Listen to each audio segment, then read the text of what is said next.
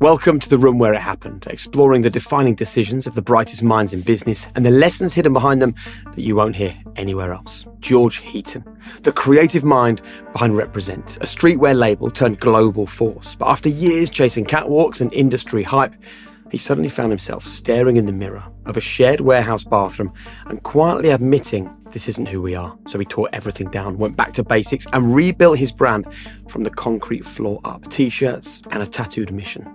On a mission 24/7. And today, on The Room Where It Happened, George discusses identity, obsession, and how staying true to what you are is actually the boldest move of all. Please hit subscribe wherever you're watching or listening to the show. Get the brand new episodes before anyone else and enjoy some of the amazing guests that we've got lined up, including today, as we welcome George Heaton, brought to you by IFS, to The Room Where It Happened. So how long had this feeling been bubbling up inside you that this was no longer the brand that you'd created? We had like 2 or 3 years where we just flatlined.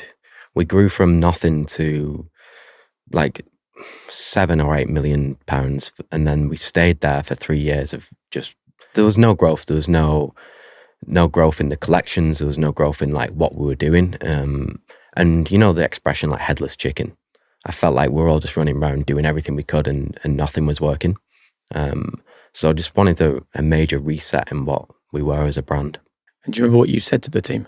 Not exactly, no. I don't remember the words, but I just remember that like we were going in a direction that didn't feel true to who we were. Yeah. And we were turning up at fashion weeks in Paris and Milan, trying to put on these shows and trying to look like all these other brands that were up there doing these catwalks, and it just wasn't who we were. Even though we enjoyed the moment of it, it wasn't something that we were proud of and wasn't something that we believed the brand should have been. And that was kind of the catalyst for, okay, let's stop doing that and let's go in a different direction. So how do you go about having a conversation about totally rewriting the direction that you're going in? I mean, I think a lot of people listening to this conversation, if they've not been in this place, they perhaps wouldn't even know where to begin. Yeah, and we didn't either. Like, I've not got all the answers, definitely not. It was just an idea that, look, we built the brand on a website, on a big cartel, selling T-shirts to friends and family and then their friends. We built it up to this point of a little bit of success. Great, we had a great team and we were doing well with it. And then we started reading the wrong fashion articles and thinking that we could be in this industry where runways were the key thing and retailers were our output. But really, we'd built the brand on community and a great loyal following for the quality of product that we'd launched. And then that community was still there, but we just weren't serving them right. We weren't giving them what they actually wanted. So when we pivoted and went back to, let's just start going back on the website, D2C, which means direct to consumer, we put a couple T-shirts out there just on a random weekend and we sold out of them. And then that was when it was like, okay, boys, we've got something here. The people are still watching us. If we can sell 1,000 T-shirts in 2 minutes, they're still there. The community is still there. So was there a fear that you started off, right, just selling T-shirts to people, right, with graphic design on that Mike was doing? Was there not this fear that by going back to doing that, you were almost like having to go back to the beginning? Yeah, do you know what I mean? Absolutely, yeah. Absolutely. But at the time, I was like reading a lot of books and listening to a lot of podcasts and just trying to figure out how other people in different areas of business had turned their business around or gone from one stage to the next. And I felt like it was a stepping stone at that time of we needed the change and we needed to refocus ourselves, looking on who we were and what we actually wanted to do and where we saw the brand in however many years. So you started off with selling T-shirts. What had you become? Let's go to the day before you're in this room, right? Mm-hmm. What would someone from the outside have made of Represent on that day? What did you look like? In terms of the aesthetics of the brand, we didn't look like, we came from like a West Coast California surf looking brand, big graphics, skinny jeans, fat shoes. That's what we were. And by that time then, we were putting 40 looks down a runway. So we were trying to make 200 products to fit on 40 different models with all these different things that didn't make sense to who we were, to put the show on for retailers to come and buy the collection. rather than for our customer to see the collection and think, oh, this is what they are. I want to buy into this. And what had happened then that almost made you lose your way, if you like? Just following trends, listening to the industry. There's a lot of smoke and mirrors in fashion, and we even see it today, like the hype brands now that like everyone's talking about and everyone's on social media posting about, everyone wants to wear, everyone sees as like the brand. A lot of the time that is not what's working. And it's like, as a young designer or you own a brand, it's tough to actually see through that. And it pushes you in a direction that maybe isn't true to yourself, and you lose your DNA. And that's what we did. We'll carry on the conversation in just a moment. But first, if I asked you to picture AI in action, I reckon you'd think of a large language model or something that you think optimizes your own personal productivity. But have you stopped to think about the impact that AI actually has on the big industries? Industries like aviation, manufacturing, construction, and energy. The kind of businesses that we interact with every single day that rely on AI without us even being aware of it. Let's take energy, for example. 8 out of 10 of the US's top energy companies use IFS.ai to power your home. Industrial AI is IFS.ai. I've been working with IFS for years. I know them really well. I've seen the impact up close and personal, and I'm so proud that they're partnering with Room Where It Happened on this show.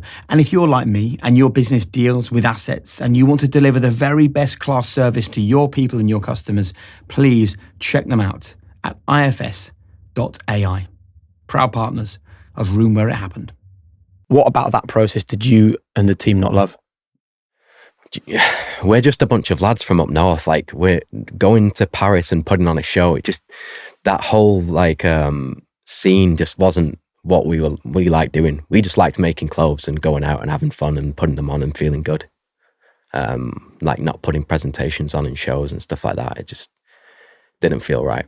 So when you finally decided to get together in the room and have this conversation that things had to change, was the decision based on your turnover not improving or not making money or not feeling sense of satisfaction or not hearing from that community that you had created or not selling enough pieces? What were the alarm bells? I think it was a community thing. I think we'd grown up to nurture this great community that would always give us feedback and always talk to us through our social media, and that just kind of flatlined and stopped happening. Social media went dead, and I get a good sense of belonging from people loving our product, and that had disappeared over time. So it was just a big realization moment. Can you think back to when you first started sensing a difference between the reaction you got on socials and how that felt? Because I still get them kind of moments now when I put product out and it doesn't get a great reaction. Like, not everything wins, and I think it's like I said, it's like a sense of belonging, that when the community loves what you do, you feel like you're doing the right thing. And you feel like you're in the right place, and we just didn't have that at the time. So how much of this then is about your gut feel, and how much is it about you relying on the specific numbers, whether it's financial or social numbers? I think gut feeling's a massive part of our brand, and it always has been, and we'll always take the gut into consideration before making any decisions. And a lot of the time it is right, but a lot of the time now with data and analytics and everything that goes into such a bigger scale business, you can become wrong with it a lot. So you walk in, you look in the mirror. Why was it important to do that? Just because you see a reflection of yourself and where you've come to and what's got you there and where you actually want to go.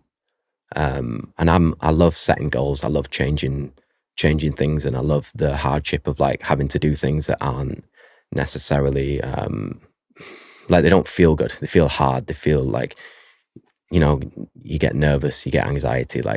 Is this the right decision to do? I kind of like that feeling. I like putting myself in that uncomfortable zone. What was your anxiety level like on this day? Pretty high. We had a lot of sleepless nights for the while of it. And James, who was handling my production then, he was like, come on, we need to move everything. I was trying to make everything in England. I was trying to be this British brand, British born. Everything needs to be sourced here, made here. And that was crippling us as well, because the capacities of factories in the UK is not so great in fashion. And, to get a t-shirt washed, printed, labeled, bagged, and then sent to your warehouse requires 5 different places and shipping to all these different places and then coming to you. Whereas like you can go fully vertical if you want to do it properly in Italy or Portugal or even the Far East. And that was a struggle for me personally. I thought that was a wrong thing to do. So we had a lot of falling out and coming to agreements and losing our minds really over this thing that eventually actually turned the business for us in a much better way. So was that a decision made on that day, or was it something that... Yeah, that was a decision made on that day. Well, let's talk then about the decisions that you made. I'm interested in how the meeting unfolded that day. So you walk in, look in the mirror, you're pretty clear in your convictions, right? This is not the brand I set up. Yeah. Did everyone feel the same? Yeah. So how do you then start to have a conversation about how you can unpick where you've ended up? I think it's like we'd obviously all self-reflected on where the brand had got to, and I say there's a whiteboard moment, but we just wrote down like where we're going, who we want to be, what we want the brand to look like, and where do we start then? Because it doesn't happen overnight, with like production lead times and orders in the book and things like that. It's a long process, and obviously moving all your factories is a long process. So it took 9 months, 12 months to see any sort of like change. But yeah, it's just something that had to happen at that time. And if it didn't happen at the time, we would have just stayed where we were and probably would have ended up, I don't know, falling out and the guys leaving the brand. Do you think Represent would still be here if you hadn't had this meeting? No, I don't think so. Really? It was that important? Yeah, definitely. So talking of importance, think back to that whiteboard. What was the thing written on there that you think was the most important thing to write down that day? Who we want to be. Which was? At the time, we wanted to be this online-led brand that could supply our community with, I always say it, we wanted to be the best brand in the world. And whatever that means is how we show up the best. So I wanted the website to show up the best. I wanted the product to show up the best quality for the price point in the market. I wanted to be the best engaging with our consumers, whether it's through social media or pop-up stores or whatever that is. We just wanted to be the best at what we do. And why do you think if you hadn't had this meeting that Represent would have died? Because, in a lot of businesses, I see this happen, that when they grow fantastically, and look, we were only small in our growth stage, but we were at a point where it went like this and then it stopped, it flatlined. Yeah. That's when you see people fall off, or CEOs change, or the team leaves. They're not feeling like there's growth for them. Because if a business isn't growing, they're not growing. Like if they can't get to a certain point in their life through that business, they'll move on to the next one. Whereas like for me now, and for my CEO now, it's like one of the main things is we've got to keep growing to be able to allow our team to grow. So how many team members were there at Represent at that time? Back then, I think there was about 15 of us. So then you've got to explain to the rest of the team what the plan is, right? Mm-hmm. How did you go about that? Because it was such a small team back then, we would just sit them down and just be like, this is what we're going to do. Here's the idea. Here's how we're going to get to there. Is everybody on board? And what was the reaction? Most people were on board, yeah. Most people were feeling the same as us. It had stagnated at the time, so we were ready for change. And when you said to get to there, other than becoming a community brand once more, serving your community, like what was there? Was it like, this is what we want the turnover to be, or this is the number of items and pieces that we want to ship in a year, or this is what we want the perception of the brand to be? I think it's really helpful for our audience to get a sense of exactly sort of how you set the parameter of what success would look like once you'd carried this out. For me personally, it was never about like the numbers. It was about us growing. Yeah. So everything growing, the quality of the product growing, the team growing, us moving everything and being able to get better product for what we're doing. And I would never like to set a 3 or 5 year plan, because I think things change so often. It was just to be in a much better place within 12 months where productions change, qualities change, we're producing what we want to do and we're all enjoying it. And how long had you been running this business for at this point? 6 years. Right. And I'm guessing from what I know of business that you weren't especially wealthy at that time. No. You wouldn't have been raking millions of pounds out of Represent, right, for those first few years? No, not at all. not for a long time after either. So this also brings with it that sense, I guess, that, man, if this fails, like I haven't got 5 houses nothing. and 20 cars to lean back on the rest of my life. No, but I think that drives you as well. I kind of like the back against the wall thing. And I've had that for the past 13 years. And I think that's what gets you out of bed. I think the fear of losing it all is something that I kind of enjoy having. So how quickly did Represent change? So 2019 was when we set out this plan. 2020 was a great year for us. We doubled everything, turnover, headcount. We moved our offices. We managed to get on board a lot of really good retailers that we'd always wanted in the past that it never worked out. Sell-through was great in them retailers. We were selling out of everything we were launching online. 2021 doubled again. And then it was like a snowball effect. It just became the thing that we actually wanted it to be. So as we sit here now recording this conversation, how much bigger is Represent today than it would have been back when you were in that room? So that was 2019. And now we're in 25. It's about 15 times the size of what it was. And you can directly link the size of your business is now to the day you had that meeting? Yeah, definitely. But that was the start, right? Yeah. That was the start of this curve. And I'm not going to sit here and try and like say, that was it, that's it, we're done, that's amazing, everything's been great since then. There's so many other things that then come along with that, especially if you scale. And look, we're at 150 people now in the business. And to manage those people, like we were just a bunch of guys that had no management skills. So then we've got to hire a C-suite, we've got to bring on a CEO. All these different teams have got to have management. We've got to have a full finance department, marketing department, merchandising department, product department, footwear department, all these different things, which you never expect back then. And that was nothing that was written on the whiteboard either.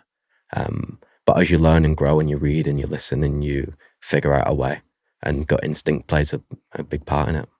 And we will try and share for our audience what those things are, because I think that's the real value to them. But I think the first thing we need to point out to people is that when you have a business, right, that stagnates, as Represent had, and in your eyes probably was failing at that time, right? Yeah. In many ways, that doesn't bring you a load of challenge that success brings you. In some ways, it's almost more comfortable when things stagnate, because the systems in place are okay, because you can cope with not many people buying your products because it doesn't demand much from you.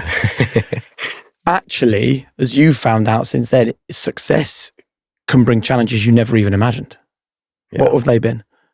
I think there's a quote that I love that says, like, the higher the level, the bigger the devil. And I think it's so true that, like, you know, when you're at this size and there's so many people that rely on you and your decision making and the way you go with the business and what product you launch, it just means that there's that level of worry and that level of anxiety with everything that you do when you're making a big decision that could derail the brand, or you could be going in the wrong direction. I think you've got to move fast with your decisions, and if it's wrong, catch it quick and not just let it sit, because that's what we did back in the day. And look, there was 2-3 years of stagnation because we'd let it sit and we'd not actually acted upon what we saw happening. So how do you cope with the anxiety that comes with higher stakes? What are the tools that you have in your armor to deal with that? Good team around you. I think the team makes a difference now for me. I've got a great CEO, and we'll chat at 2 a.m. and I'll be blowing him up on WhatsApp saying, like, is this the right thing to do? What are we doing? And, you know, just having that, like, helping hand there to guide you or make sure you're going the right way or say you're not going the right way. I think the team around you is what helps you just get through that. So what I think is really interesting here is that you have this meeting, you decide to make a change, and the first thing that you do is just drop a few T-shirts on the odd weekend. Yeah. Why was that the first step that you took to try and rewire the brand in people's minds?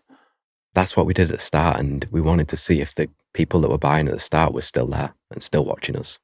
So what would you say to people who are fearful of going back and doing the things they did at the very beginning because it feels like that they've done it already? Yeah, it feels like they're going backwards. I think you've just got to try things. You've got to be nimble. Even now at the scale that we're at, like I always say to the team, we've got to be like a startup brand in decision making with what we do.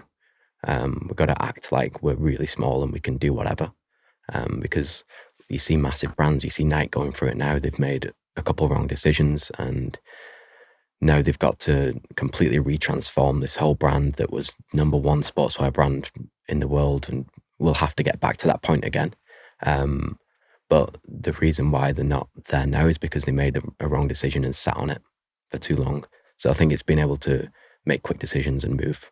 I think something that isn't spoken about enough when it comes to business conversations is that even people who are running a successful brand, a successful business, there's a real danger in wanting what other people have got. And there isn't really any way of knowing why we still want what other people have rather than understanding what we've got is great. Yeah.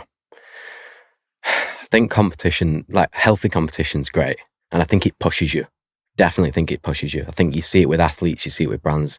Like if someone's going to beat your time on a run by, I don't know, say let's go to High Rocks because we're very affiliated with High Rocks. If someone breaks your record by 10 seconds, you have to then break their record. But you wouldn't have broke their record if they didn't set that record. So I think having like aligned competition's great and it really pushes you and it wakes you up in the morning. But I do think if you start looking at them too much and end up becoming like them, that's when you're probably not taking it the right way. So you launch these t-shirts, they sell well, the reaction's good, right? You're still just selling a few t-shirts on the weekends, right, George? This isn't the 15 times size of the business that you've got now. No. So how does going back to your roots and selling those few t-shirts take you on a journey to where you are today? What happens next? We just analysed everything that we did so much more and really focused in on the details. So what sort of stuff? So like, look, t-shirt is a t-shirt to most people, but to me it's not. It's how it fits, it's how it feels, how it drapes on the body, it's how the neckline sits. And like we'd put this little metal tab on there, we'd made a deeper neck, we'd done distressing, we'd washed these t-shirts out, we'd made them look better than everything that we could find in the market and then launched it. And I think what the customers saw in that was depth. And we now try and put that into every product that we do or everything that we do. So you release these t-shirts and they're great, right? What's the next step you take though to grow? Because you can't just do that, right? That was what we found out later on down the line. Like we kind of got addicted to doing that. How do you mean? Every week it was like, right, Friday night, we've got 1,000 t-shirts. Mike's done this graphic. George has done this wash. Like James has made this little thing for it. Throw them on a concrete floor, take a picture. And it kind of got repetitive. Which is exactly what you were doing all those years before when you first launched. Yeah. But we got addicted to it. And it was like, every night we're like, oh, is it going to do better than last week? I all sat around a computer on a Friday night in the office. You know what I love about that though, is that feels so basic compared to what you were trying to do. Yeah, of course. Like you were at Paris and London fashion weeks with like loads of models, paying them shed loads of money, wearing all these 40 looks. Suddenly a t-shirt on a concrete floor and a photo uploaded to the internet is giving you more of a sense of satisfaction. Yeah. Of purpose. That is such a powerful emotion to pay attention to, isn't it? Yeah, it's the fundamentals of what the business was, and that's what remade us. So what did you do next? We did that for a long time, I think maybe like a year and a half, and then James, who is head of product, saying, come on, we need to build the brand now. So had you stopped doing all the other stuff that you were doing? Yeah, pretty much. Right. So you really had returned to your roots? Yeah, returned to our roots, and then it was like, okay, if we're going to be a legacy brand and we want this to last for longer than us, like we can't just be selling t-shirts. We know this has happened in the past and we know that we can't just rely on one thing. You see brands rely on one product and eventually that tails off and then the brand disappears. So we had to slowly and steadily introduce new product. So a pant that I had in mind for so long, that was this, we called it a 247 pant. And it was, I loved like cargo pants, fashion cargo pants, and a t-shirt was always what I'd wear. But I'd started training a lot and I started running. So it was like, how can I wear what I'm wearing to the office and also wear it to a run or wear it to the gym? Maybe I can make a technical cargo pant that has all the details that I like in the fashion essence, but is wearable for fitness and running and whatever. Made a little video of like us going to the office in it, going to the gym in it, going for a run in it together at night. And this pant just did more than what all the t-shirts did. And I was like, okay, we've just done the same thing again that we did to the t-shirt with a pant. Let's do it with other things. And that created what the brand is now. So it wasn't a case of kind of catching your breath, regrouping, and then going again to do something that's totally out of the realm of Represent. It was actually, what you're saying is you leant further into what worked. Yeah. Yeah. We became the Represent that we always wanted to be. And that was our DNA of what we were. And still today, like the t-shirts and that pant are our best selling thing. And we'll never step away from that now. Obviously, we get iterations along the way and we'll do different things, but that's the core of our business now. What about hiring people? I mean, there was only 15 of you in the business at that time. There was 4 of you in the room that made the decision to totally rewire this business. Yeah, we made the decisions for everything up until we started growing really too much for me to be trying to be a CEO and a designer and everything. I was just displaced as we grew. I think it was around 50 million revenue at the time, maybe a little less. And for me, it was scary because I'd never handled a business of that size. And I wanted someone to come in as the CEO that could take off all the business side so I could focus on what I was good at, which was product, community, and design. That's what I love doing. And I was only getting maybe a couple hours a week doing that at this time. And I didn't want the business to slow down. I didn't want to strangle it myself because I thought I was the CEO or I thought I could run everything. So we made a group decision to bring in a CEO, and then he built a C-suite out of that. When you say scary, give us more on that. I've trusted Heights with my health for a long time now. Their supplements were a game changer for me, but now they've launched an exciting new product that I'm loving, and it's called Hydrate by Heights. This is a smart electrolyte blend. So this hydrates your brain, it hydrates your body, but it's not like other electrolytes which is out there. This is made for everyday performance.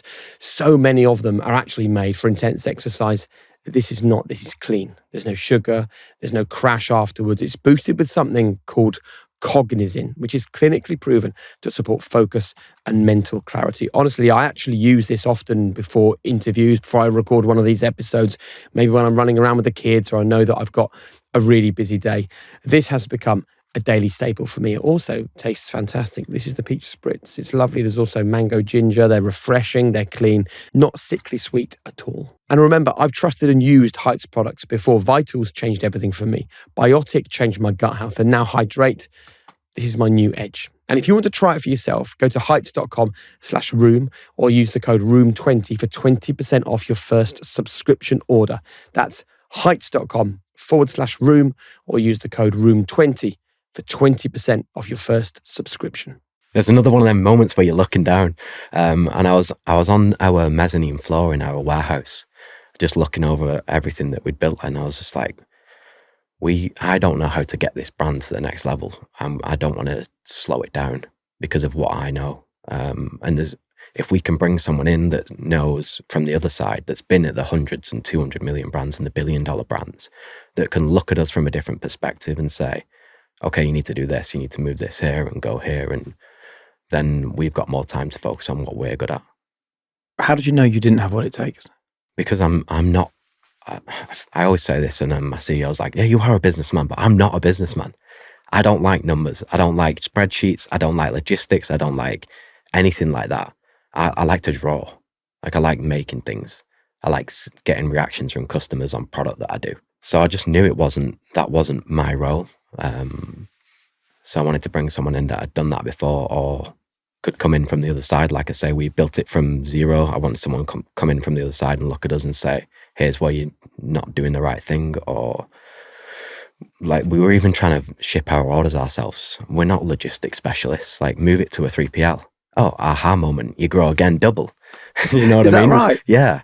Explain that. Well, we were strangling ourselves because we were in a warehouse packing our own orders with no EPS system, no What's warehouse. an EPS system?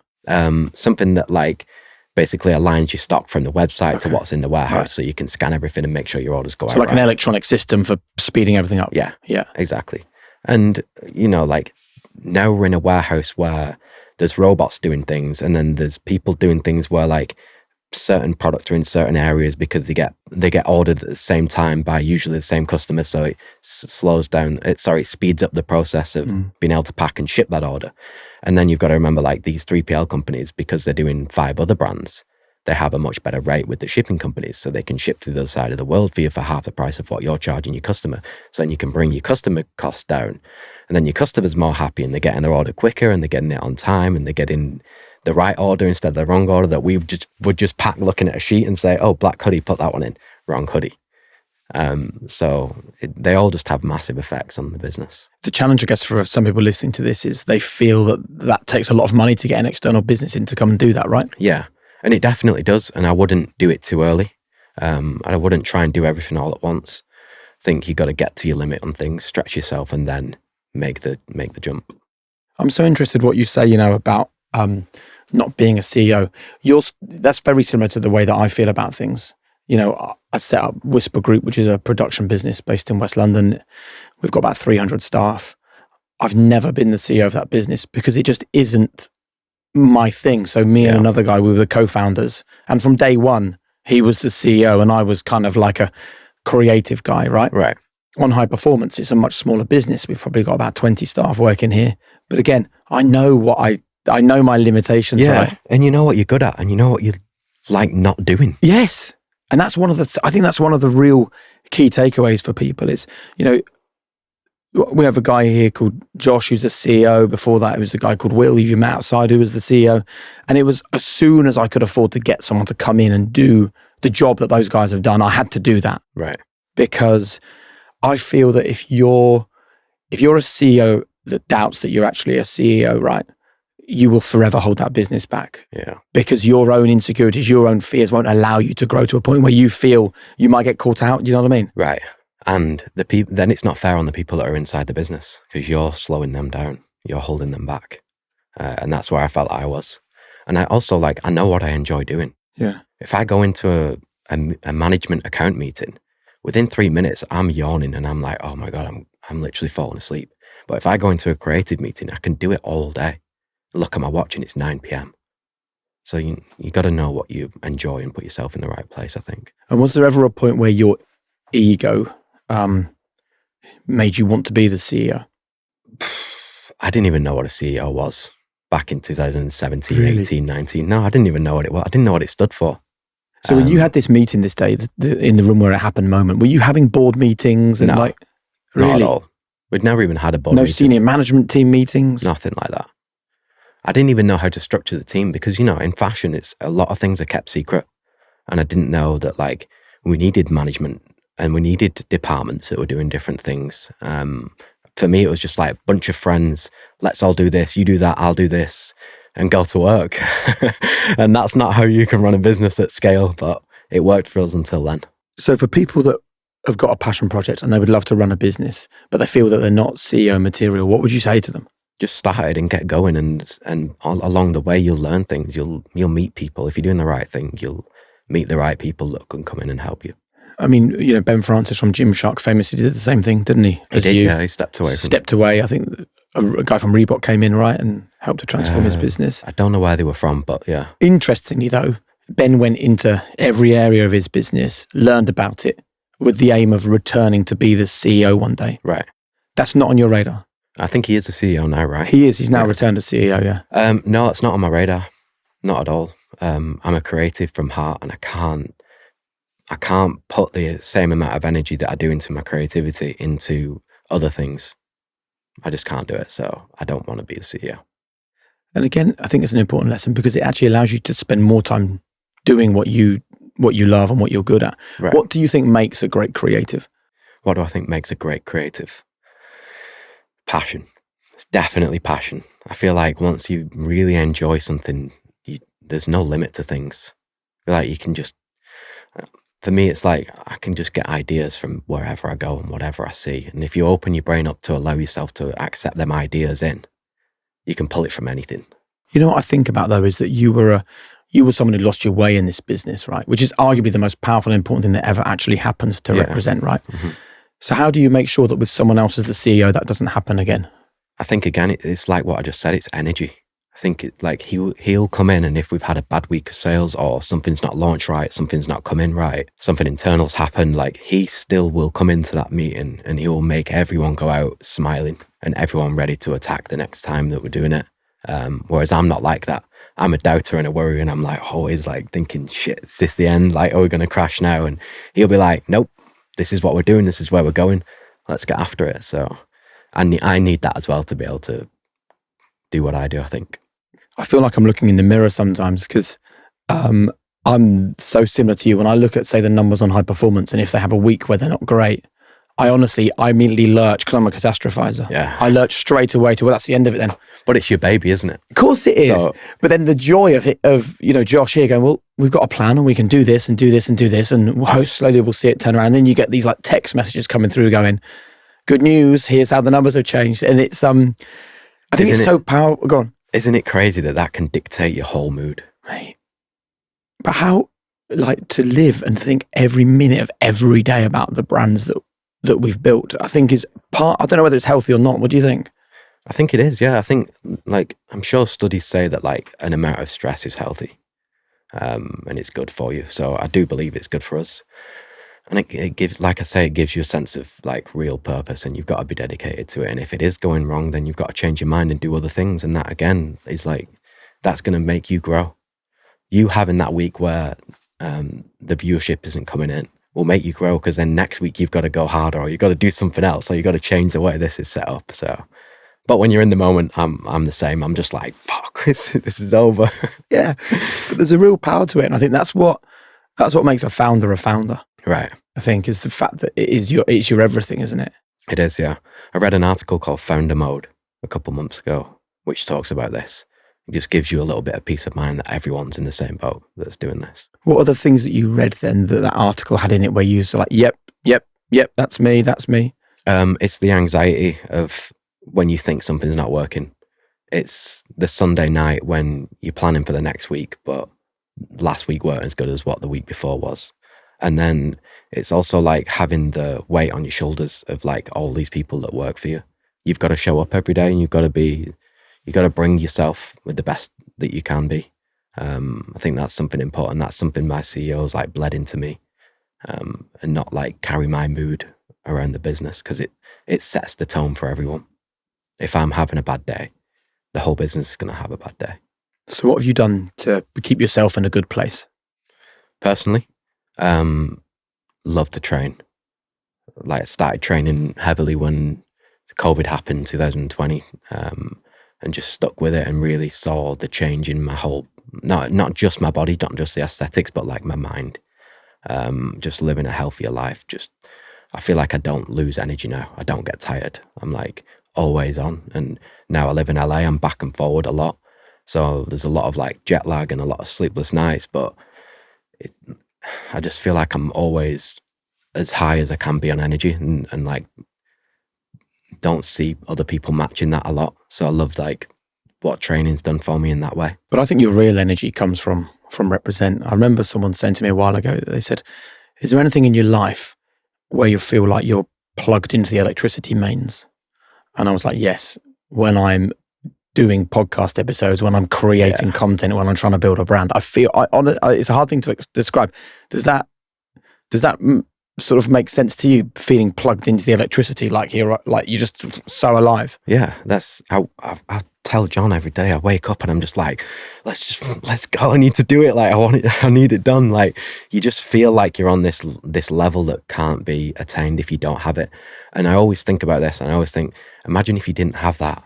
And like there's people that will listen to this that don't have that are trying to search for it, and it's like, how do you find it? And I know a lot of people say, right, you got to find your passion and work on that. But what if you don't have a passion? And I always think, when I went through that time where I fell out with the brand and I didn't enjoy it, like you've just got to build. You got to build something. I'm sure back in the day you didn't think like the podcast would give you that energy, and you started it, and then eventually over time, the more reps you do, it becomes that energy. It becomes that like that feeling that you've got now. Yeah. Well, a bit like you, it's about parking the ego, right? My ego was based around being on the TV. Yeah. And I always felt doing a podcast was way less everything than being an actual TV presenter. Yeah. It's only when you start to do it that you have to listen to the signals your body gives you, I think, and react accordingly. Yeah. So I always say, just go and try something.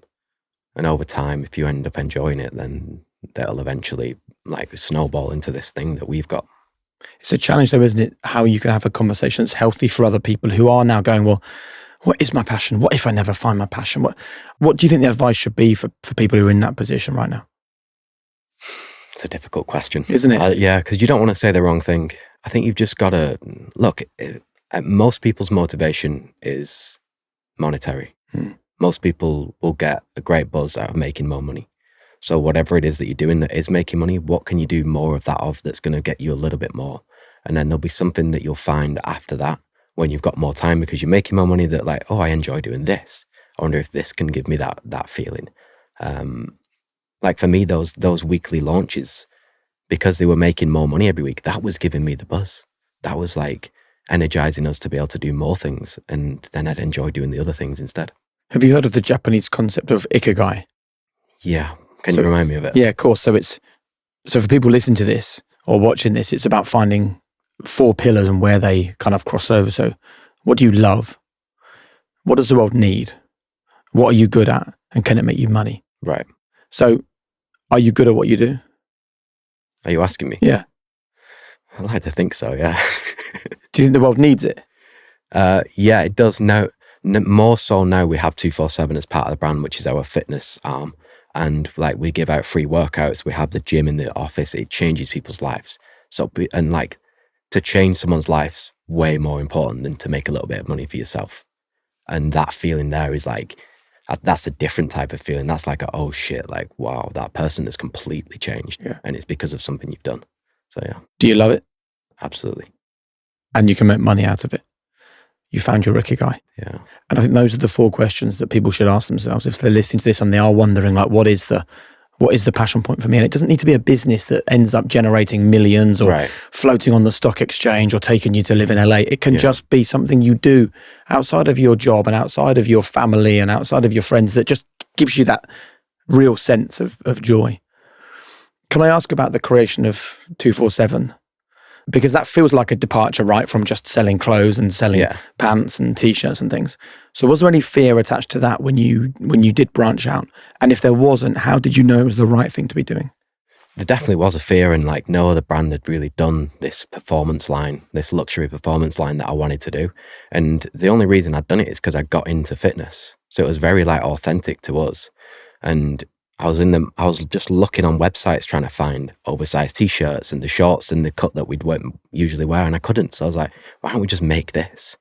Ended up making this. Fast forward a few years, we've got an app, we've got athletes, we've got everyone that's like so bought into this, what 247 is, and like we have this mission statement that we're on a mission, and people all over the world show up to our runs and they've got that tattooed on the wrist, or even a guy down his neck a couple of weeks ago.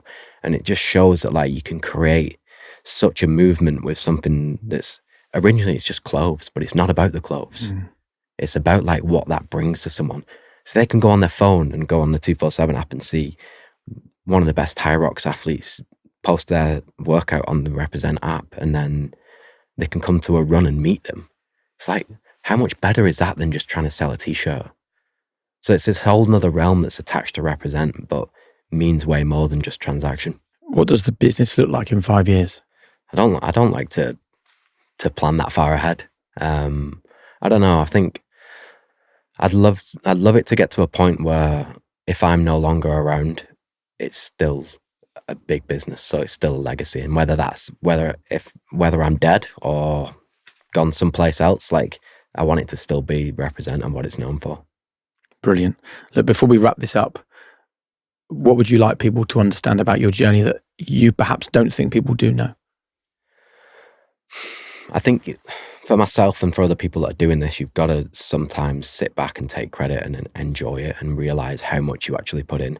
I think my girlfriend says this a lot. She's like, you don't realize how much you're doing and how hard you're working. And like I just said to you, it's like, it's our life, right? And I think I've just put my whole life into this thing for the past decade and nearly a half now.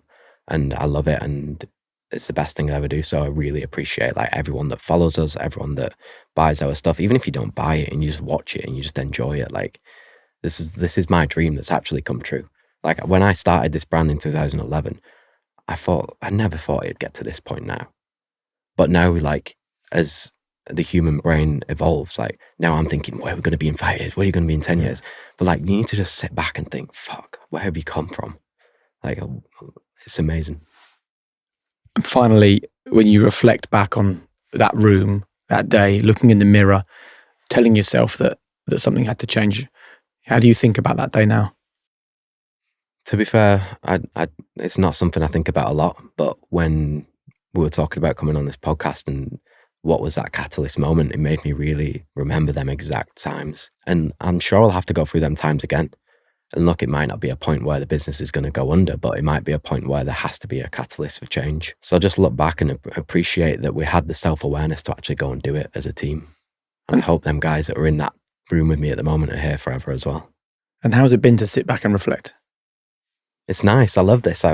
This conversation alone is just like way deeper than what I would usually do with myself or try and articulate that conversation to someone else. But with the boys in the office, we will sometimes go back and talk about it and be like, do you remember this time? Do you remember when we do that? Yeah. Brilliant. George, thanks for your time. Cheers, Jake. Mate, I loved it. That was brilliant. That was so interesting. Thanks for joining me. So you've just been in the room where it happened. And we've had some incredible guests so far on the show, the likes of Rory Sutherland, Richard Branson, and so many more. So do check out previous episodes because I guarantee you there's something there that you're going to love. Finally, if you can just do me one favour, all I ask is that you hit subscribe, you follow the show. It helps us hugely. Thanks for listening. We'll see you next time.